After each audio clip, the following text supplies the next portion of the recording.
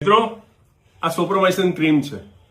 બર્નોલની જગ્યાએ આનો ઉપયોગ કરવામાં આવતો હોય, બળતરા થતી હોય તો આ લગાવી શકાય. ખેર, મુખ્ય મુદ્દા ઉપર આવીએ.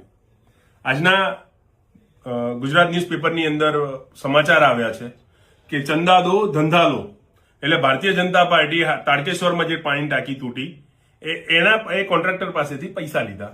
આ વિડીયો જોઈ શકો.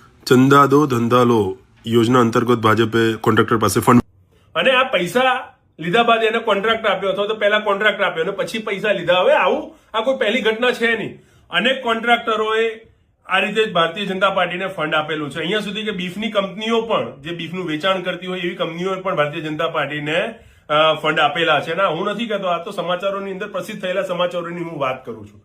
પરંતુ મિત્રો, આપણે સૌએ વિચારવાની જરૂર છે કે આવી રીતે પોતાની પાર્ટી માટે ફંડ લઈને કોન્ટ્રાક્ટ આપવા અને પછી પ્રજાના પૈસાનું આવું એંધાણ કરવું. 21 કરોડની ટાંકી એક દિવસમાં તૂટી ગઈ. અનેક રોડો આ રીતે તૂટી જતા હોય. આપણે જોઈએ છે કે રોડના કોન્ટ્રાક્ટરો રોડ બનાવે, 4 મહિનામાં તૂટી જાય અને એના પછી એ પાછળથી ખબર પડે કે આ કોન્ટ્રાક્ટરો જોડેથી પણ આ પાર્ટીએ ફંડ લીધું હતું. એટલે આ ખૂબ ગંભીર વિષય છે, આપણે વિચારવા જેવો વિષય છે. પ્રજાના પૈસા આ રીતે આનો ઉપયોગ થઈ રહ્યો છે, આ રીતે દુરુપયોગ થઈ રહ્યો છે. આ તમામ બાબતો આપણે વિચારવા જેવી છે. આજના વિડીયો જોઈને ઘણા બધા બળતરા થશે, પણ એ બળતરા મારા કોમેન્ટ બોક્સમાં કાઢવાની જગ્યાએ મેં વિડીયોની શરૂઆતમાં તમને જે નુસ્ખો બતાવ્યો કે જે બીજી ક્રીમ ઓપ્શન બતાવી બર્નોલની જગ્યાએ, એ લગાવીને પોતાની બળતરા દૂર કરજો. પાણીની ટાંકી તૂટી છે, લોકોના પૈસા પાણીમાં ગયા છે અને ભારતીય જનતા પાર્ટીએ ચૂંટણી ફંડ લીધું છે. આ હું નથી કહેતો, આ આજના વર્તમાન સમાચારમાં જાહેર થયેલા સમાચાર કહી રહ્યા છે.